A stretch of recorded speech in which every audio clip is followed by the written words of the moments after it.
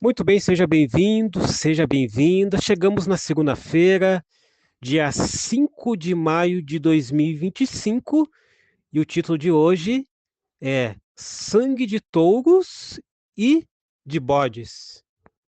Eu quero destacar aqui uma parte bem interessante, o primeiro parágrafo, né? Você que tem o seu guia de estudos físico ou digital, acompanhe aqui que no primeiro parágrafo diz o seguinte: alguns criticam os sacrifícios, alegando que eles eram cruéis e, em certo sentido, injustos.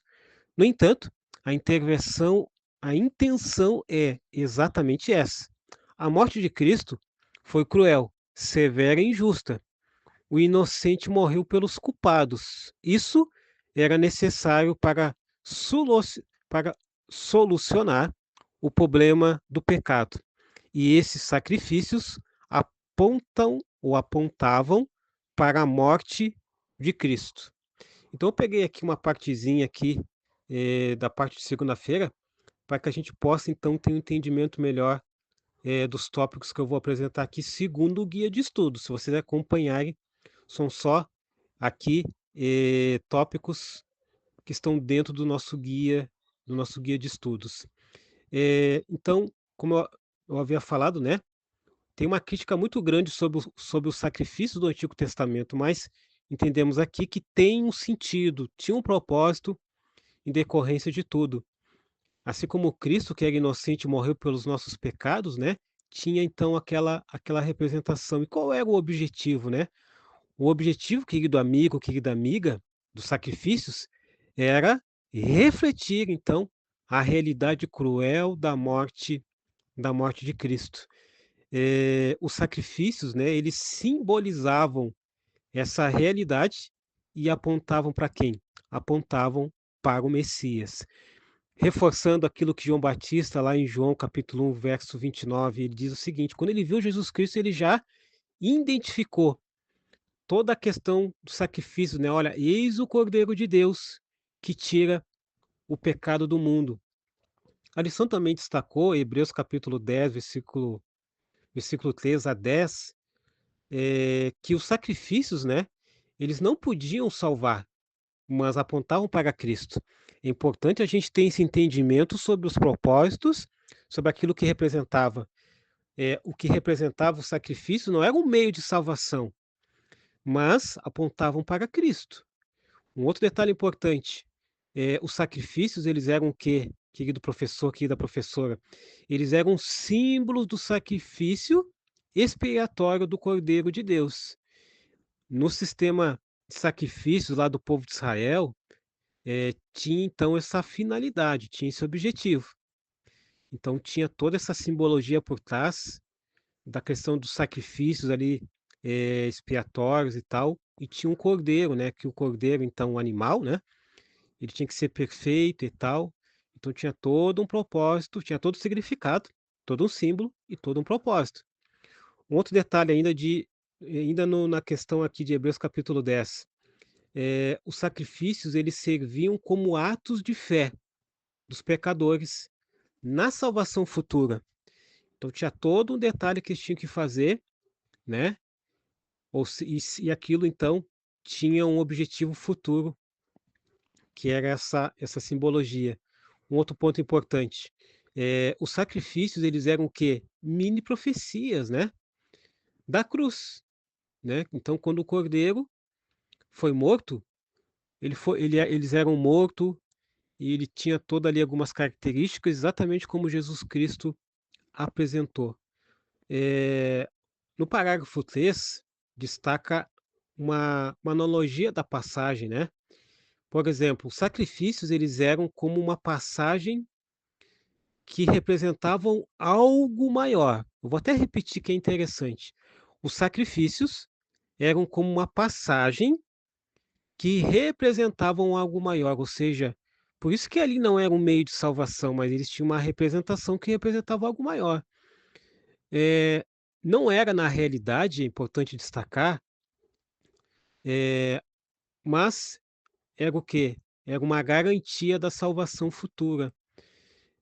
Quando eu falo que não era uma realidade, não era uma realidade no sentido de dizer assim: "Olha, eles se salvaram através daquele sacrifício. Não, eles se salvavam através daquilo que representava, então, que representou futuramente aquilo que Jesus Cristo fez por nós. Ou seja, eles tinham que lembrar que futuramente, de acordo com as profecias, que eles tinham esse entendimento e que nós temos que ter esse entendimento, ou seja, que Jesus Cristo morreu e que ele vai voltar para nos tirar desse mundo de pecado. Então tem todo uns detalhes que nós temos que ter e entender esses processos, né? Quando Cristo morreu, os sacrifícios eles perderam o quê? Eles perderam a função. Muitas pessoas ainda seguem, sistema de sacrifícios aí em todo o mundo, lógico, em cima de religiões, em cima de rituais, sacrifício de animais, enfim, mas perdeu a função. Por quê? Porque o Cordeiro perfeito morreu e essa representação real, literal, salvou toda a humanidade. Significa que a gente não vai fazer nada? Não. Hoje, o nosso sacrifício, entre aspas, né, é o quê? Obedecer à palavra de Deus, obedecer os princípios, os mandamentos de Deus. E nós só vamos conseguir alcançar esse ideal em cima desse processo a partir do momento que nós pedimos que Deus nos ajude. Um outro detalhe importante, no caso, a Bíblia fala que o véu se rasgou de alto a baixo, né? O que que isso e a graça, né, superabundou, ou seja, após a morte de Jesus. O rasgar do véu, só para a gente poder entender, no templo simbolizou o quê? O fim do sistema sacrificial. Lá fala que o véu se rasgou como? De alto a baixo. Ou seja, se ele se rasgou de alto a no caso, de cima a baixo, isso representa o quê? Representa que foi completo. Agora, mais importante do que essa questão foi exatamente o ato em si, que foi Jesus Cristo ter morrido por nós. Então é importante a gente ter esse entendimento, que é fundamental.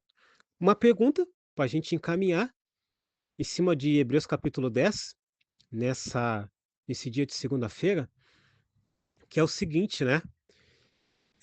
O que Hebreus capítulo 10, de 3 a 10, nos ensina sobre o sacrifício do Antigo Testamento? A gente já analisou aqui, segundo o guia de estudos, vários elementos. Se vocês pararem para analisar entre os demais elementos que vocês vão, com certeza, conseguir, porque é um resumo, né, irmãos? Então, a partir do momento que vocês se aprofundarem ainda mais, vocês vão perceber que vai ter muitas mais lições, né, ou mais lições, né? Então, qual é a resposta ali em resumo, né? A questão ensina que os sacrifícios, eles não podiam remover pecados permanentemente, mas é bom lembrar e destacar que eram sombras e símbolos que apontavam para o quê? O sacrifício real de Cristo, tá bom? Tem um outro detalhe aqui, uma outra pergunta, né? Pergunta 2, que é a seguinte: por que mesmo sendo ineficazes para salvar, esses sacrifícios eram oferecidos? Então, volta um pouquinho antes de responder que nós temos que entender o que representava, qual era o símbolo por trás, qual era o propósito, e o que apontava, tá certo? E qual era a função. Como que a gente consegue entender aqui? Isso representava, então, atos, podemos dizer assim, atos de fé dos pecadores na promessa da salvação futura do Messias, ou por meio do Messias, né? Então, o que eram? Eram tipos de proféticos, ou melhor, eram tipos, né, proféticos que, digamos assim, prefiguravam a morte de Cristo, que apontavam para a morte de Cristo. Ou seja, vocês estão fazendo isso não vai salvar vocês, mas isso representa o quê? Que vocês foram perdoados através do arrependimento, através desse ato. Porém, futuramente, o Messias vai morrer, o Cordeiro Pascual, o Cordeiro Perfeito, e aí esse sistema não vai ter mais sentido, não vai ter mais função, etc. E todos nós, hoje, nos nossos dias, nós temos então esse perdão dos nossos pecados através do Cordeiro de Deus que tira o pecado do mundo. Por quê? Porque Jesus Cristo, ele continua então exercendo essa função de perdão, de nos perdoar os nossos pecados. E quais as lições que a gente tira? Encaminhar então já a parte final do resumo de hoje, que é a seguinte, né? A primeira lição é que a salvação, querido professor, querida professora, ela sempre foi pela fé, mesmo no Antigo Testamento. Os sacrifícios eram o quê? Expressão dessa fé. Da mesma forma hoje, né? A nossa obediência, por exemplo, aos 10 mandamentos, os 10 mandamentos eles não vão nos salvar, mas pela fé, por amor àquilo que Jesus Cristo fez por nós, nós obedecemos, tá certo? Não é um meio de salvação, mas tem uma função, tem um objetivo, tem um propósito. Segunda lição, Deus deseja obediência e entrega não apenas em rituais religiosos, como a gente já destacou em Hebreus capítulo 10, versículos 5 e 6, né? Terceira lição, Cristo é o centro de todo o plano da salvação e todo o sistema de sacrifício aponta para ele. Eu já destaquei isso ontem, né? E estou reiterando hoje. E um outro detalhe, a obra de Cristo, ela é o que? Ela é completa, né? Não há necessidade de sacrifícios ou rituais para alcançar o perdão, tá certo? Ou talvez existem algumas religiões que fazem sacrifício de animais, por exemplo, para alcançar objetivos, né? Também não faz sentido isso, né? Também é inviável, também não está em harmonia com a palavra de Deus. Eu quero finalizar com o livro Desejado de Todas as Nações, na página 112. Ellen White, inspirada por Deus, diz o seguinte, sobre a inutilidade do sangue de animais sem Cristo. O sangue dos animais não poderia tirar pecados. Era necessário que houvesse uma oferta mais elevada, ou seja, o próprio Filho de Deus. Ainda, Ellen White, no livro Grande Conflito, na página 399, ela diz o seguinte, falando sobre o fim do sistema cerimonial. Ao morrer Cristo na cruz como sacrifício pelo pecado, o véu do templo se rasgou. Lembra que eu destaquei?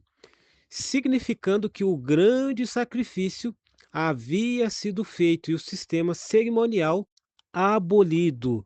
Ou seja, não faz mais sentido, não existe mais esse sistema.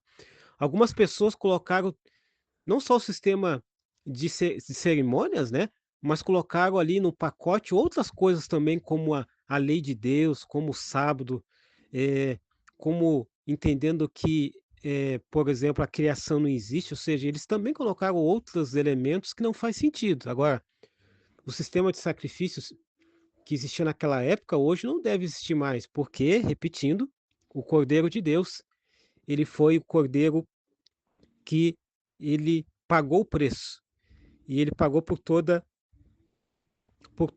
a humanidade. Então, esse foi o resumo de hoje, segunda-feira, dia 5 de maio. Lembrando, querido amigo, querida amiga, que é um resumo.